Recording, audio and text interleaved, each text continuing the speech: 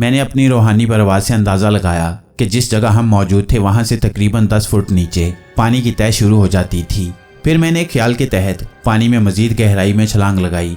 वो पानी बहुत ज़्यादा था, शायद 6 से 7 मील की मज़ीद गहराई में। फिर चट्टानें आ गई, शायद वो नमक था। अब निकला ही था तो मैं मज़ीद नीचे चला गया। कुछ देर गहराई में प्रवास करने के बाद मुझे लोहे की चट्टानें और पहाड़ महसूस हुए और फिर मज़ीद सफ़र के बाद आग, हर तरफ आग ही आग। मेरी रूह को भी बड़ी सख्त बेचैनी लग गई और मैं फ़ौरन वापस आ गया। कुछ मिला? सैडा ने मेरे चेहरे की तरफ देखते हुए पूछा। शायद उसने मेरे चेहरे से कुछ जांच लिया था। हाँ, यहाँ से ठीक 10 फुट नीचे पानी की तह की इब्तदा हो जाती है, मैंने पुरजोश आवाज़ में उसे बताया। ज़बरदस्त। सैडा भी पुरजोश हो गया। मगर 5 से 6 मील पानी की तह में हम सफ़र कैसे करेंगे, मैंने सवाल किया और वो सोच में पड़ गया। कुछ देर सोचने के बाद मेरे जहन में एक तरकीब आई। अगर मैं अपनी रूहानी परवाज़ से बाहर की दुनिया से कोई से 2 तैराकी के लिबास मंगवा लूं तो यकीनन हम एक सुराख करके पानी में उतर सकते हैं। फिर ये सोचकर मैंने एक और परवाज़ की और इस बार मैंने समुद्री इलाकों में तलाश शुरू की। थोड़ी सी कोशिश से ही मैं एक ऐसी लॉन्च में पहुंच गया जहां कोई तहकीकाती इदारा पानी में तहकीक कर रहा था। वो आपस में अंग्रेजी में बात कर रहे थे। उनकी बातों से मुझे इतना अंदाज़ा हुआ कि उनके पास जो सुर्ख रंग के सिलेंडर हैं उनमें 24 घंटों के इस्तेमाल जितनी ऑक्सीजन भरी हुई थी। वो कोई ऐसी टेक्नोलॉजी की बात कर रहे थे जिसमें ऑक्सीजन को माया की शक्ल में सिलेंडरों में भरा जाता था। बहरहाल मैंने उनमें से 2 लिबास और सिलेंडर इर्तकाज़े तवज्जो से उठाए और 9-2-11 हो गया। इस बार मुझे ये मसला ज़रूर पेश आया कि वो चीज़ें मेरी रूह की तरह मादी अशिया में से नहीं गुजर सकती थीं, इसलिए मुझे उन्हें उसी रास्ते से लाना पड़ा जिस रास्ते से हम लोग ज़मीन के अंदर इस जगह तक आए थे। मगर ये बहुत जल्द हो गया क्योंकि रूह की परवाज़ बहुत तेज़ होती है। सैडा ये सामान देखकर हैरान रह गया। अगर तुम ये सब सामान ला सकते हो तो वो अंडा क्यों नहीं? हमारा वहाँ जाना क्यों ज़रूरी है? सैडा ने सवाल किया और मैंने चौंक कर उसकी तरफ देखा। बात तो सीधी सी थी मगर अभी तक मेरे जहन में नहीं आई थी। मगर अचानक मुझे याद आया कि मेरी रूह तो मादी अशिया से गुजर सकती है, मगर मैं कोई मादी चीज़ अपने साथ इर्तकाज़े तवज्जो से दूसरी मादी अशिया में से गुजार नहीं सकता। दरअसल ये सामान या वो अंडा धातों में से नहीं गुजर सकता। पहली बात तो ये कि ज़मीन में सोनाली परिंदे को तलाश करना मुश्किल है और अगर मैं कर भी लूँ तो उसका पीछा करके अंडा तलाश करना मुश्किल है। अगर वो भी कर लूँ तो उस अंडे को लेकर ऊपर कैसे आऊँ? मुझे रास्ता चाहिए। उस रास्ते के बगैर मैं खुद तो आ सकता हूँ मगर अपने साथ कोई चीज़ नहीं ला सकता। जैसे अगर मैंने ऊपर ज़मीन पर जाना है तो मैं 1 सेकंड में पहुँच जाऊँगा, मगर वहाँ से कुछ लेकर आना है जैसे ये सामान तो मुझे उसी रास्ते से आना पड़ेगा जिस रास्ते से हम यहाँ पर पहुँचे हैं ताकि ये सामान भी आ सके, मैंने तफसील से उसे बताते हुए कहा। वो तो मुतमईन हो गया मगर खुद मेरे दिल में एक ख्याल पैदा हो गया, अगर मैं किसी आरामदेह जगह पर बैठकर अपनी रूहानी परवाज़ से ये सफ़र जारी रखूं तो यकीनन कुछ अरसे में वापसी का रास्ता भी तलाश कर ही लूँगा। ये सोचकर मैंने एक और फैसला किया। सैडा, अब तुम्हारे लिए काम है, एक 10 फुट का सुराख बनाओ ताकि हम लोग ये लिबास पहनकर पानी में जा सकें। मैं उतनी देर तक आराम करना चाहता हूँ, मैंने कहा और वो सोच में पड़ गया कि ये कैसे करे, जबकि मैं जवाब सुने बगैर ही एक तरफ यूं लेट गया जैसे सोने लगा हूँ। मगर दरअसल मैं अपनी परवाज़ का सिलसिला शुरू करने लगा था। मैं चश्म ज़दन में ज़मीन की उस तह में था जहाँ आग ही आग थी। फिर मैंने उस तह और लोहे की तह के सरहदी इलाकों की तलाश शुरू कर दी।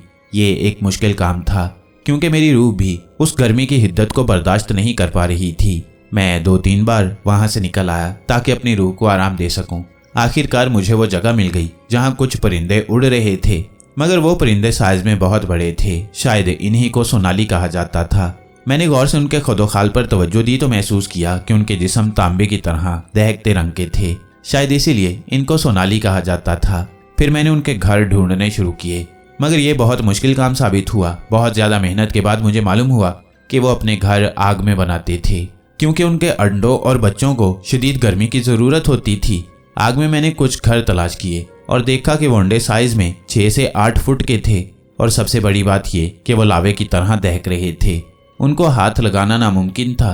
अभी मैं उसको निकालने के तरीकों पर गौर ही कर रहा था कि अचानक मुझे अपनी जगह पर हाजिर होना पड़ा। सैडा मुझे उठा रहा था। सुलेमान, उठो भाई, लगता है बहुत ज़्यादा थक गए थे, सैडा ने तंज करते हुए कहा। हाँ शायद, मैंने आंखें मलते हुए अदाकारी की। क्या वो सुराख हो गया? नहीं, मगर हो जाएगा, मैंने कुछ भीड़ लगा दी है इस काम पर, सैडा ने मुस्कुराते हुए कहा। मैंने गौर से देखा तो कुछ हलचल महसूस हुई। अपनी आंखें बंद करके रूहानी आंखों से देखा तो 4 अदद भीड़ पत्थरों को अपने तेज और नोकीले दांतों से तोड़ रहे थे पत्थर टूट तो रहे थे मगर साफ लग रहा था कि उन्हें 12 से 14 घंटों तक कम से कम लग ही जाएंगे। इनको तो बहुत वक्त लग जाएगा, मैंने परेशानी से पूछा। हाँ, मगर और कोई रास्ता भी तो नहीं है, सैडा ने जवाब दिया। अच्छा चलो, मैं उतनी देर तक जमीन की सैर ही करता हूँ, मैंने मुस्कुराते हुए कहा और फिर आलती पालती मारकर आंखें बंद करके रूहानी परवाज शुरू कर दी। इस बार मैंने सोनाली के अंडे को अपने इर्तकाज़े तवज्जो से उठाने की कोशिश की।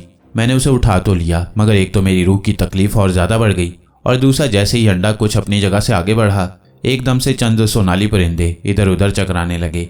अभी मैं सूरत हाल का जायजा ही ले रहा था कि मुझे अपनी रूह का वजूद हवा में तहलील होता हुआ महसूस हुआ।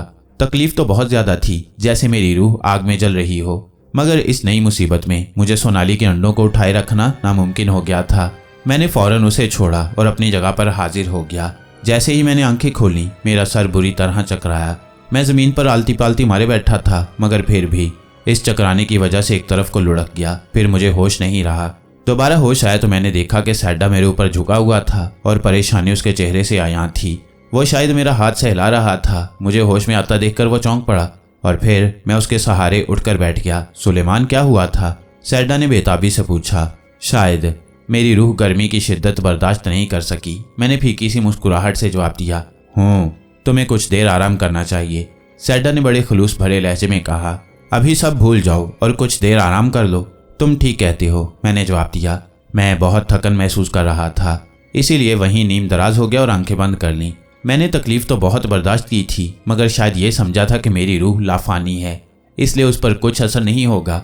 बस मुझे ये तकलीफ ही बर्दाश्त करनी थी, मगर ऐसा नहीं था। शायद मैं वहां से ना निकलता तो मेरी रूह कभी वापस इस जिस्म में नहीं आ सकती थी। ये सब कुछ मेरे लिए बहुत अजीब और सबक आमोज था। मुझे याद आया कि ऐसी सिचुएशन मेरे साथ पहले भी एक बार हुई थी, जब मैं मश्क कर रहा था और आखिरी दौर में मेरा हौसला जवाब दे गया था और उस वक्त मेरे माँ बाप की रूहों ने मेरी मदद की थी। यकीनन रूह की भी कुछ हदूद होती हैं, सिर्फ अल्लाह की ज़ात ही लामहदूद है। सोचते सोचते पता नहीं कब मेरी आंख लग गई।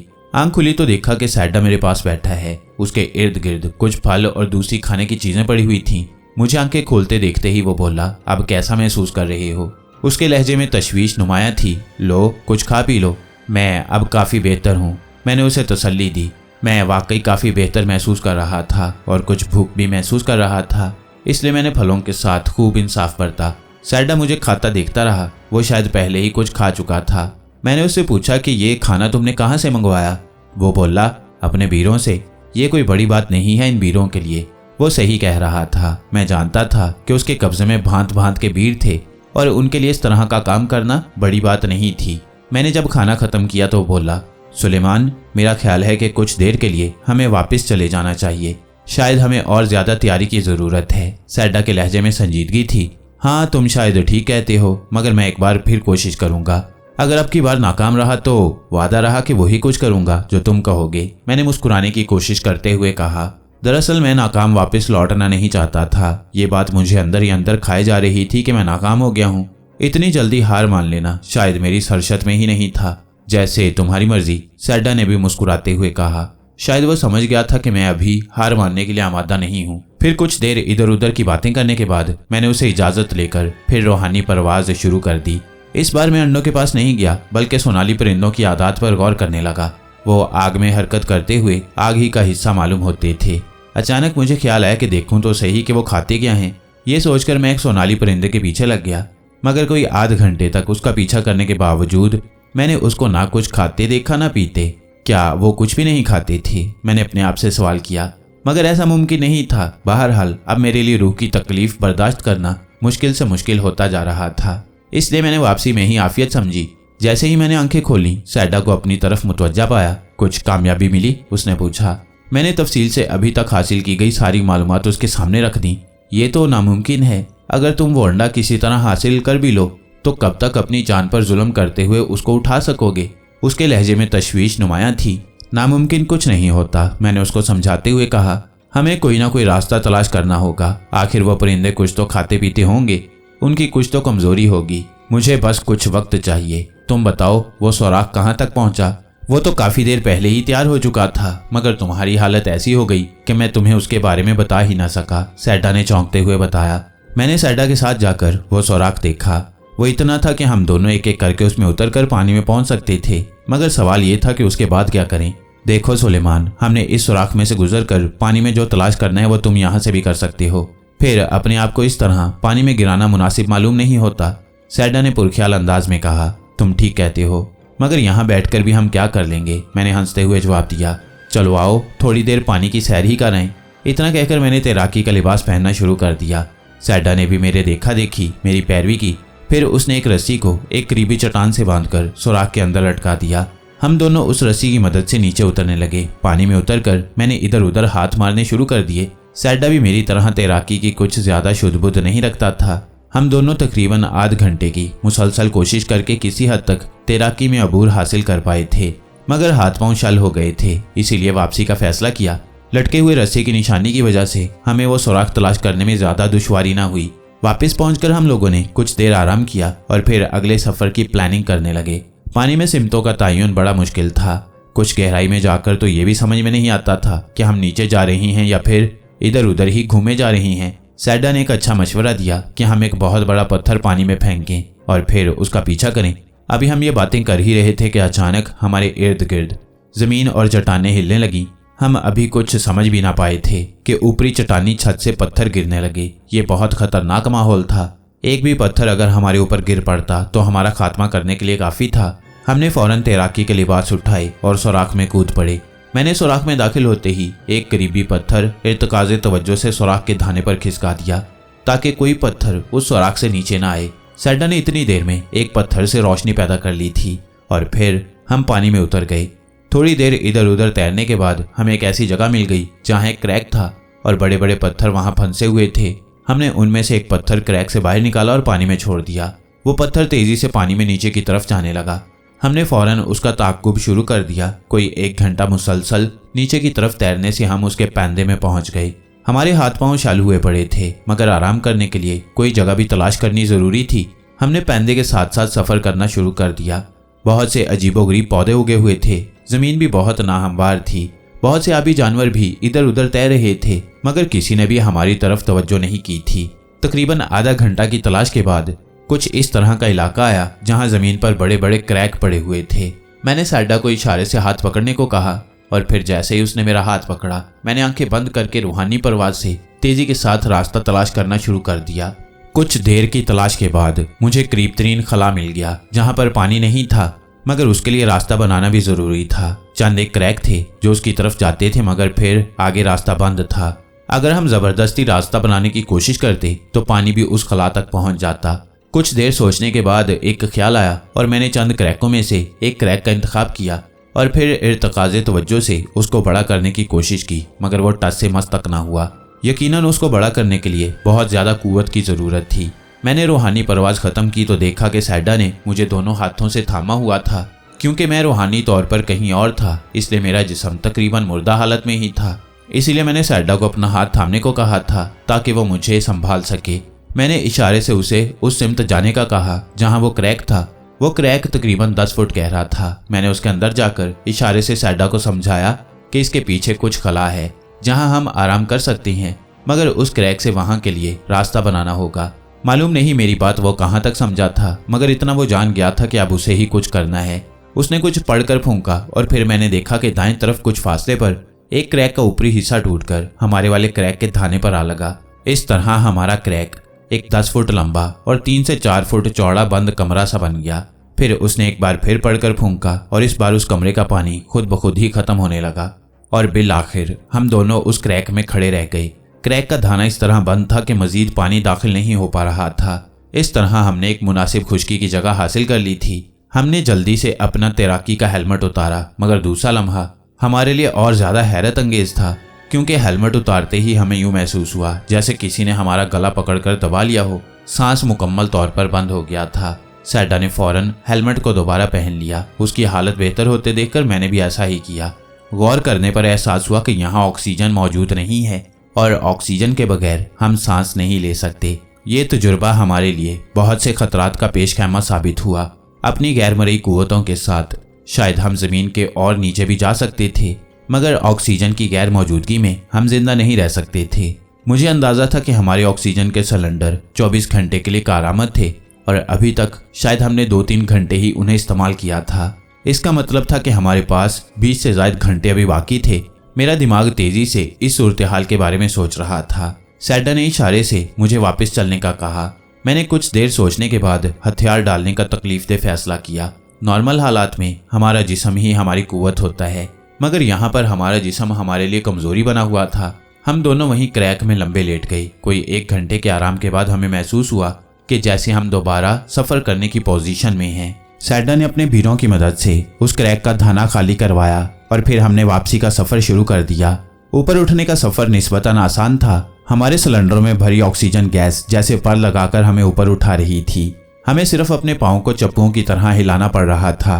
वापसी का सफर जल्दी तय हो गया, मगर उस सुराख को तलाश करने में बहुत वक्त लग गया जहां से हम नीचे उतरे थे। लटकती हुई रस्सी ने हमारी रहनुमाई की, लेकिन हम उस मुकाम से काफी दूर पहुंच चुके थे, इसलिए वहां से वापस आने में कई घंटे लग गए। बहरहाल रस्सी पकड़कर ऊपर चढ़ते हुए मैंने एक बार फिर सैडा को अपने आप को संभालने का कहा और तेजी से रूहानी परवाज करके ऊपर का हाल मालूम किया। जल्जले के झटकों से काफी पत्थर गिरे थे और वापसी का रास्ता भी दोबारा बंद हो चुका था, मगर यह हमारे लिए ज्यादा परेशानी की बात नहीं थी। ताहम यह खुशाइंद बात थी कि जल्जला अब थम चुका था। मैंने इर्तकाज़े तवज्जो से सुराख के धाने पर रखा पत्थर सरकाया। उसके इर्द गिर्द कुछ और भी पत्थर इकट्ठे हो गए थे, इसलिए कुछ और पत्थरों को भी खिसकाना पड़ा, मगर जल्दी ही सुराख का धाना खुल चुका था। मैंने फौरन रूहानी परवाज खत्म की और सैडा को ऊपर चलने का इशारा किया। हम रस्से की मदद से वापस उसी जगह पर आ मौजूद हुए। सैडा के हाथ में रोशन पत्थर था। उसकी रोशनी में हमने देखा कि वापसी का रास्ता पत्थरों से भरा हुआ था।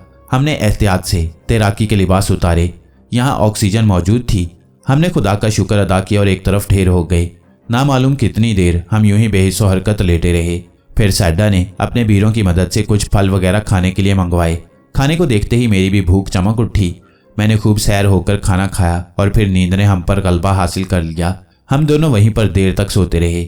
नींद शायद और तवील हो जाती, मगर ऑक्सीजन की कमी ने हमें जल्दी उठने पर मजबूर कर दिया। हमें सांस लेने में दुश्वारी का सामना था। ऐसा महसूस हो रहा था जैसे हमें सांस चढ़ा हुआ है। चूंकि वापसी का रास्ता बंद हो चुका था, इसलिए बंद हिस्से में ऑक्सीजन की कमी हो गई थी। जितनी मिकदार में ऑक्सीजन मौजूद थी वो हम पहले ही इस्तेमाल कर चुके थे। सैडा ने अपने भीरों की मदद से वापसी का रास्ता साफ करवाया और हम बहुत तेजी से वापसी का सफर करते हुए उस मुकाम पर पहुंच गए जहां से सुरंग शुरू होती थी। यहां पहुंचकर मुझे इस एहसास ने जकड़ लिया कि हम नाकाम हो गए। मैं वहीं एक दीवार से टेक लगाकर बैठ गया। सैडा भी मेरे साथ उसी हालत में बैठ गया। क्या सोच रहे हो? सैडा ने सवाल किया। कुछ नहीं, शायद ये काम वाकई नामुमकिन है। मुझे तो अंदाजा ही नहीं था कि जमीन के अंदर जितना हम अंदर को जाते जाएंगे उतना ही ऑक्सीजन खत्म होती जाएगी। मैंने अफसुर्दा लहजे में जवाब दिया। तुम ठीक कहते हो, मुझे भी इस बात का अंदाजा नहीं था। सैडा ने सर हिलाते हुए कहा। थोड़ी देर खामोश रहने के बाद वो बोला, जरूरी नहीं कि इंसान जो सोचे वो कर भी सके। हाँ शायद। मैं मजीद अफसुर्दा हो गया। पता नहीं क्यों मुझे लगता था कि हम ये काम कर सकते हैं। अच्छा ये बताओ, अगर तुम उस अंडे को हासिल कर लेते तो ज्वाला जी से उसको कैसे छुपाते? सैडा ने शायद मौजू की तब्दीली के लिए पूछा। पता नहीं, मैंने मुस्कुराते हुए कहा। सोचा था कि पहले अंडा हासिल कर लें, फिर सोचेंगे कि उसको किस तरह ज्वाला पे रोहत से महफूज रखा जा सकता है। सैडा की आंखों में एकदम तेज चमक पैदा हो गई। वो कुछ देर सोचता रहा और फिर बोला, यकीनन हमें उसको ऐसी जगह छुपाना पड़ता जहां से वो उसे हासिल न कर सके। हत्ता कि वो हमसे जबरदस्ती भी करे तो भी ना पहुंच सके। ठीक कहा ना मैंने? आखिर में उसने मुझसे एक सवाल पूछा। हाँ, मगर तुम क्या सोच रहे हो? मैंने उसकी आंखों में देखते हुए पूछा। देखो, मेरे जहन में एक प्लान आया है। हम यहाँ से वापस चलते हैं और सीधे ज्वाला जी के पास चलते हैं।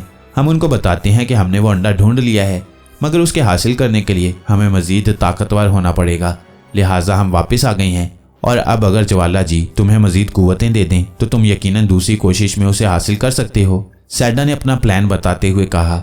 मगर वो हमारी बात पर यकीन क्यों करेगा? और चापड़ी की बातें सुनकर तो मुझे लगता है कि वो हमें नाकाम समझकर फौरन तालिश सरकार के हवाले कर देगा। हाँ, ये भी हो सकता है, सैडा ने सर हिलाते हुए कहा। मगर तुम ऐसे क्यों नहीं सोचते कि तुमने अंडा हासिल कर लिया है और इसलिए वहां से लेकर नहीं आए कि कहीं ज्वाला जी जबरदस्ती तुमसे उसे हासिल करके तुम्हें तालिश सरकार के हवाले ना कर दें? क्या मतलब? मैंने चौंकते हुए पूछा। भाई सामने की बात है, तुमने सोनाली का अंडा हासिल कर लिया है, मगर तुम्हें शक है कि ज्वाला जी अपना वादा पूरा नहीं करेंगे, इसलिए तुम उसे साथ लेकर नहीं आए। अब अगर ज्वाला जी अपना वादा पूरा करे और तुमको वो सिखाएं जिसकी तुमको ज़रूरत है तो तुम वो अंडा लाकर उनके हवाले कर सकते हो, सैडा ने पुरजोश अंदाज में कहा। जबरदस्त, मगर इसमें 2 मुश्किलें हैं, मैंने कहा। एक तो ये कि मुझसे झूठ नहीं बोला जाएगा और वो भी इतना बड़ा। दूसरा ये कि जवाला पिरोहत टेलीपैथी जानता होगा और वो हमारे जहनों से मालूम कर सकता है कि हम झूठ बोल रहे हैं।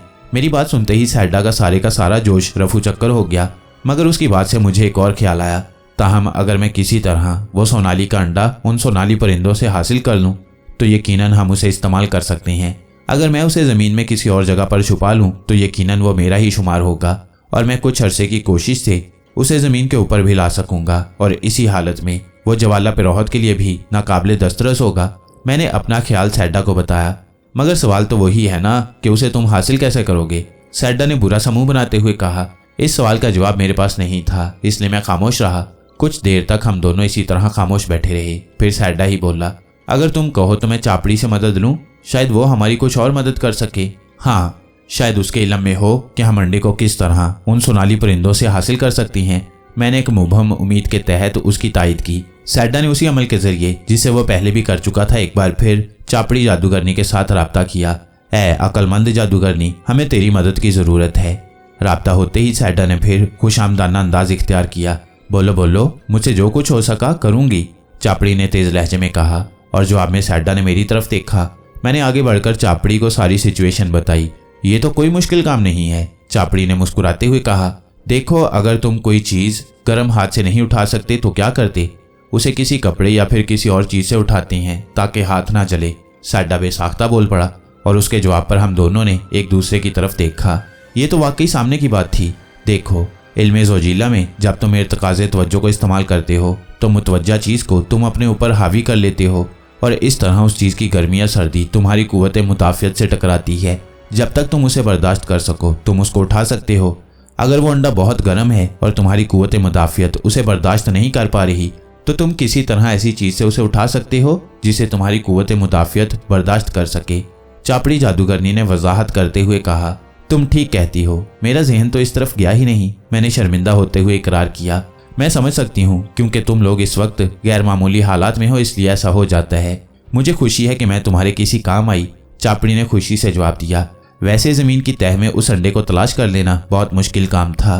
मैंने इस इल्म के और भी माहिर देखे हैं, मगर अब मैं कह सकती हूँ कि तुम में कुछ खास बात ज़रूर है। हौसला अफजाई का शुक्रिया। इस बार मैंने मुस्कुराते हुए तहे दिल से उसका शुक्रिया अदा किया। इस वक्त वाकई उसने बहुत बड़ी मुश्किल हल कर दी थी। फिर सैडा ने उसे इजाज़त लेकर राब्ता मुनक़ता कर दिया। मैंने फ़ौरन एक मुनासिब जगह तलाश की और आलती पालती मारकर अपनी रूहानी परवाज़ शुरू कर दी। इस बार मेरी कोशिश थी कि मैं आग और लोहे की तह के संगम पर किसी ऐसी चीज़ को तलाश कर सकूं जिस पर आग का असर ना होता हो। कुछ गौर करने पर मुझे एहसास हुआ कि लोहे की तह की शुरुआत में एक अजीब सी काई जमी हुई थी। आग की तपिश उस काई पर पड़ रही थी मगर उस पर इसका कोई असर नहीं हो रहा था, मगर वो उसकी तपिश को लोहे पर असरअंदाज होने से भी रोक रही थी। मैंने एक तजुर्बा करने का फैसला किया। एक ऐसी लोहे की चट्टान तलाश की जिससे नोकीले टुकड़े नीचे को निकले हुए थे। एक मुनासिब टुकड़े पर मैंने इर्तिकाज़े तवज्जो से जोर आजमाई की तो वो उखड़ गया। फिर मैंने उस टुकड़े को अच्छी तरह उस काई में लुथेड़ा और उसको आग में ले गया। मैंने देखा कि उस काई की वजह से उस लोहे के टुकड़ों ने आग की तपिश कबूल नहीं की और मुझे भी उसे उठाए फिरने में कोई ज़्यादा तकलीफ का सामना ना था। बस इतना ही था जितना अगर मैं बगैर कोई चीज़ उठाए आग में घूमता था तो बर्दाश्त करना पड़ता था। इस कामयाबी पर मैंने फ़ौरन रूहानी परवाज़ बंद की और सैडा को खुशी खुशी सब कुछ बताने लगा। बहुत खूब, मगर अब तुम्हारा प्लान क्या है, सैडा ने मुझसे पूछा। सबसे पहले उस अंडे को महफूज रखने के लिए किसी मुनासिब जगह का इंतज़ाम करना है और फिर इसी तरह एक बड़े साइज़ के लोहे के टुकड़े पर उस अंडे को रखकर वहां तक पहुंचाना है। मैंने अपना मंसूबा बताते हुए कहा। यह तो इतना मुश्किल काम नहीं है, सैडा ने जोशीले लहजे में कहा। उसका चेहरा खुशी से चमक रहा था। हाँ, तुम ठीक कहते हो, बस मैं यही बताने आया था। अभी जाकर इसका इंतज़ाम भी करता हूँ। मैंने उसको बताते हुए अपनी रूहानी परवाज़ दोबारा शुरू कर दी। लोहे और आग की तहों के दरमियान कुछ ज़्यादा फासला न था, लेकिन लोहे की तह दरअसल बहुत नाहमवार थी। बहुत सी जगहों पर क्रैक बने हुए थे और कुछ जगहों पर लोहे की चट्टानें बाहर को निकली हुई थीं। मैंने काफ़ी तगदो के बाद एक ऐसा क्रैक तलाश कर लिया जो टेढ़ा मेढ़ा होकर एक निस्बतन बड़े से खला पर ख़त्म होता था। उस खला में मुझे ऐसी जगह नजर आई जहाँ अंडा रखा जा सकता था और वहाँ तक सोनाली परिंदे के पहुँचने का इम्कान भी ना होने के बराबर था। फिर मैंने सोनाली के अंडे को उठाने के लिए एक चबूतरे नुमा लोहे के टुकड़े की तलाश शुरू की कुछ देर की तलाश के बाद मैं उसे भी हासिल करने में कामयाब हो गया। फिर एक छोटे क्रैक को काई से भरकर मैंने वो चबूतरे नुमा लोहे का टुकड़ा उस क्रैक में घसीट दिया। इससे वह चबूतरा मुकम्मल तौर पर काई में लिपट गया।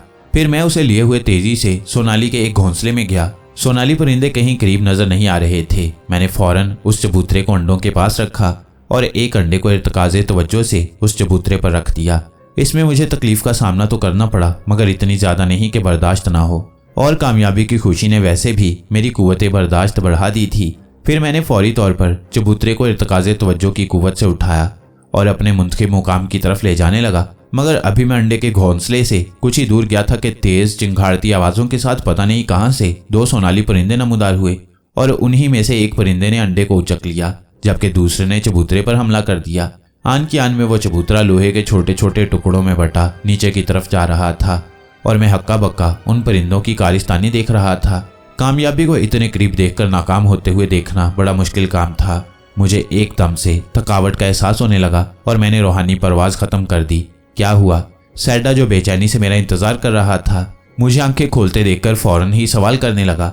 मैंने कुछ देर खामोश रहकर अपने आप को संभाला और फिर उसे सारी तफसील बताने लगा।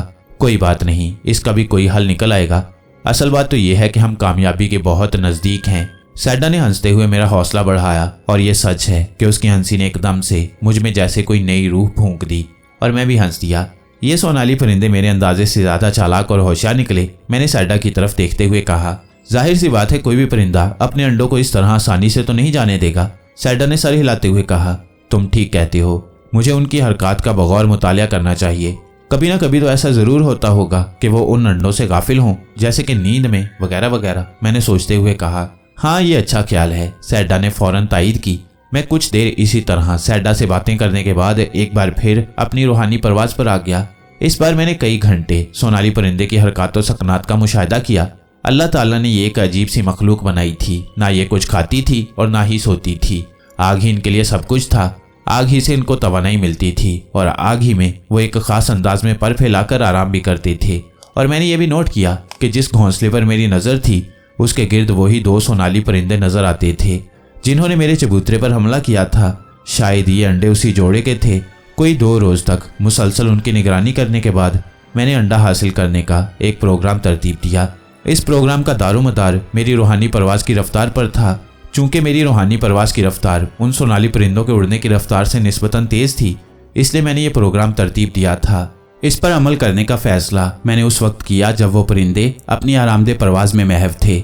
मैंने अपने प्लान के मुताबिक 2 लोहे के चबूतरे तैयार किए और उनको अच्छी तरह काई में लुथेड़ कर उन अंडों के पास पहुंच गया। एक निस्बतन बड़े चबूतरे पर मैंने 2 अंडों को रखा और दूसरे चबूतरे पर एक अंडा। फिर खुदा का नाम लेकर मैंने 2 अंडे वाले चबूतरे को उठाया और बजाय ऊपर की तरफ लोहे की चट्टानों की तरफ परवाज करने के मैंने नीचे की तरफ परवाज शुरू कर दी। अभी कुछ दूर ही गया था कि दोनों सोनाली चीखते चिंगाड़ते नमूदार हुए। उनकी आवाज सुनते ही मैंने अपनी रफ्तार तेज कर दी, मगर वो भी बहुत तेज थे।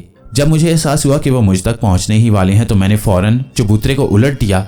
चबूतरे के उलटते ही दोनों अंडे तेजी से नीचे की तरफ गिरने लगे और दोनों सोनाली तेजी से उसके पीछे भागे। अब मेरी रफ्तार का इम्तिहान था। मैं फौरन उस चबूतरे को छोड़कर वापस घोंसले में भागा और दूसरे चबूतरे को उठाकर जितनी जल्दी हो सकता था भागम भाग अपने मुंतखब मुकाम पर पहुंचने की कोशिश करने लगा। मेरा मंसूबा कामयाब रहा। दोनों सोनाली मेरे पीछे नहीं आए और मैं आसानी से आग की तह से निकल आया और फिर एहतियात से मैंने उस चबूतरे को अंडे समेत उसी क्रैक से गुजार कर खला में पहुंचा दिया। अब वो अंडा महफूज था, मगर मैंने एक बात नोट की कि वो अंडा आग से निकलते ही जैसे बुझ सा गया था। उसकी ऊपरी सतह ने एक खोल की शक्ल इख्तियार कर ली थी। बहरहाल मैं उसको वहां छोड़कर एहतियात के तौर पर दोबारा उन सोनाली परिंदों के घोंसले की तरफ गया तो मैंने देखा कि वो उसी तरह चीखते चिंगाड़ते इधर उधर दौड़ रहे थे। शायद उनको एक अंडे की गुमशुदगी का इल्म हो गया था। कुछ देर उनकी हरकत का मुतालिया करके मुझे अंदाजा हो गया कि वो उस अंडे तक किसी भी तरह नहीं पहुंच सकते थे। इस तसल्ली के बाद मैं अपनी जगह वापस हाजिर हो गया। सैडा को जैसे ही मैंने ये खुशखबरी सुनाई वो खुशी से नाचने लगा। हम कुछ देर तक यूं ही खुशी मनाते रहे और फिर बैठकर मुस्तकबिल का मंसूबा तैयार करने लगे। तय यही पाया कि अभी अंडे को वहां से निकालना मुनासिब नहीं और अब हमें ज्वाला पे रोहत के पास पहुंचकर उसे कुछ सिखाने पर आमादा करना होगा। मगर एक और मसला भी था, हम उसको क्या सिखाने का मुतालबा करते। सैडा का ख्याल था कि मुझे ज्यादा से ज्यादा बीर हासिल करने का अमल सीखना चाहिए, जबकि मुझे उस अमल से ही नफरत थी। बहरहाल हमने एक बार फिर चापड़ी से मशवरा करना मुनासिब समझा। सैडा ने उसी अमल के जरिए चापड़ी से राब्ता कायम किया। मुझे यकीन नहीं आ रहा कि कोई इंसान सोनाली के अंडे को हासिल कर सकता है, चापड़ी ने हैरतज़दा होते हुए कहा। हकीकत तो यह है कि अभी वह मुकम्मल तौर पर हमारी गिरफ्त में नहीं है। अभी मुझे उसके लिए रास्ता तलाश करना है ताकि मैं उसे ऊपर ला सकूं। मगर हमें डर है कि अगर हमने यह रास्ता पहले तलाश कर लिया तो यकीनन ज्वाला पे रोहत अंडा ज़बरदस्ती हासिल करके हमें तालिश सरकार के हवाले कर देगा। मैंने अपना खदशा जाहिर करते हुए कहा। तुम 100% सही सोच रहे हो, चापड़ी ने तायद की और फिर कुछ देर खामोश रहने के बाद सवाल किया। अब तुम मुझसे क्या चाहते हो? मेरा ये सब कुछ करने का मकसद ज्वाला पे रोहत से कुछ सीखना था। पहले तो मैं उनका दिल जीतकर उनसे सीखना चाहता था, मगर अब हालात कुछ ऐसे हो गए हैं कि मुझे नहीं लगता कि मैं उनका दिल जीत सकूंगा। इसलिए अब मैं उनको ब्लैकमेल करूंगा। अगर वो मुझे कुछ सिखाएंगे तो ही मैं उस अंडे को जमीन पर लाने के लिए तगोदो करूंगा। मगर मसला यह है कि मैं उससे क्या सीखने का तकाजा करूं। तुम मुझे बताओ कि वो ऐसा कौन सा इल्म है जिसके सीखने से मैं इतनी ताकत हासिल कर लूं कि तालिश सरकार से टक्कर ले सकूं। मैंने चापड़ी से पूछा। तो ये बात है। पहली बात तो यह है कि ज्वाला पे रोहत से उसकी मर्जी के बगैर कुछ सीखना नामुमकिन नहीं, तो बहुत ही मुश्किल काम है। मगर चूंकि तुम नामुमकिन कामों को करने का हौसला रखते हो तो मैं ये फर्ज कर लेती हूँ कि वो तुम्हारी शर्तों पर आमादा हो गया है। ऐसी सूरत में भी कोई एक इल्म ऐसा नहीं है जो सब पर भारी हो। चापड़ी ने सोच में डूबे हुए जवाब दिया। कुछ तो होगा। जिस तरह मैं काम करना चाहता हूँ उस तरह मुझे ही किसी खास इल्म का मुतालबा करना है, मैंने जोर देते हुए कहा। मैं यकीन से तो नहीं कह सकती, मगर एक इल्म ऐसा है जो बहुत रियाजत के बाद हासिल होता है और शायद उसे सीखकर तुम इस काबिल हो सको कि उनके मुकाबले पर आ सको। चापड़ी ने किसी खास ख्याल के आते ही फौरन कहा। उसकी आंखों में एक चमक सी थी। वो क्या? मैं और सैडा दोनों ही यकजुबान होकर बोल पड़े। इल्मे सोहान, ये एक ऐसा इल्म है जिसकी मदद से नए जादुई पीर तैयार किए जाते हैं, चापड़ी ने तफसील बताते हुए कहा। खुद ज्वाला पे रोहत और तालिश सरकार दोनों इस इल्म के माहिर हैं और अपने लिए ऐसे ऐसे वीर तख्लीक करते हैं कि हमें उनकी ताकतों को पूरी तरह समझने भी कई महीने लग जाएं। शायद तुम इस इल्म को सीखकर कोई ऐसा वीर तख्लीक कर सको जो उन सब पर भारी हो, चापड़ी ने बहुत ही संजीदा अंदाज में जवाब दिया। सैडा ने चापड़ी का शुक्रिया अदा करके राब्ता मुनक़ता कर दिया। मेरा ख्याल है कि अब हमें वापस चलना चाहिए, मैंने सैडा की तरफ देखते हुए कहा। वापसी का सारा इंतजाम सैडा ने ही किया। पहले उसके कुछ वीरों ने हमें सुरंग से बाहर निकाला और फिर उसके गुलाम परिंदे तोड़छा ने हमें उस जजीरे तक पहुंचाया जहां पर सैडा की झोंपड़ी थी। झोंपड़ी में पहुंचकर हमने फैसला किया कि हमें एक दिन आराम करके ज्वाला पे रोहत से मिलना चाहिए और फिर हम लोग खाना खाने लगे। खाने से फारिग होकर सैडा जंगल की तरफ निकल गया। बकौल उसके जंगल के माहौल को देखकर और उसमें रहकर उसकी सलाहियतें निखर आती थीं।